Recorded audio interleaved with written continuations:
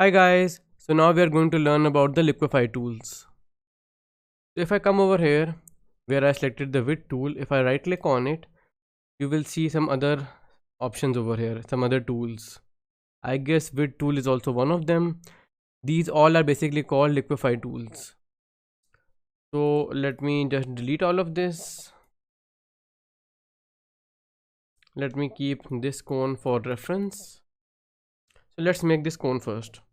I will select the ellipse tool. The short key for ellipse tool is L. And I will make a circle over here. Press I, get the eyedropper tool and simply click over here. And this color has been copied now. After that, I will select the pen tool by pressing P. Simply click anywhere over here. Then click over here and here and close the path. Press I to get the eyedropper tool and simply copy this color. This has to be behind it. So I will click on it, right click and arrange send to back. Let's bring it down a little. So we have this simple little cone over here now. You can even make highlights like this, but we will keep it like this for now. So let's select both of them and press Ctrl or Command G to group them. So now they are in the same group now. So let's make a couple of copies of it. 1, 2, 3.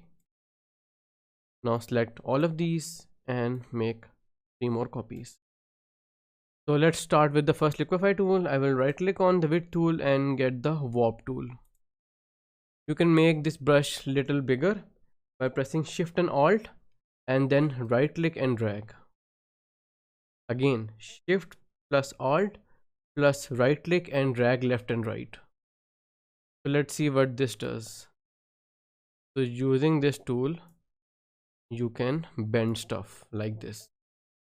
Simple. Let's go to the another one, twirl tool. This is a fun one. So if I click on it, it will start twirling the whole image. How cool is this? Let me go to the next one, which is the pucker tool. So if I click over here, it basically brings in all of the image. If I click over here, it brings all of this in. Let me press Ctrl Z. And I guess the blow tool is opposite of this. It brings out the things. So if I click over here, it will bring out and everything. Simple. Again, right click, scallop tool, and it basically gives the crystallized kind of effect. So click over here and you can see that it is giving crystallized kind of effect.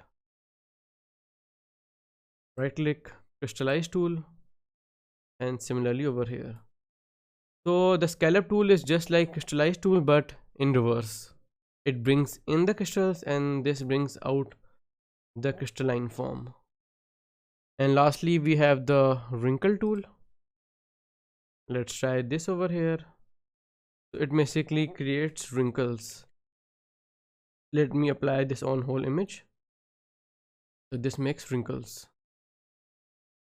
So these are just fun little tools to play around with. But if you are really creative and use them properly, you can make some fun designs using them. I hope you guys liked the tutorial. See you guys in the next one.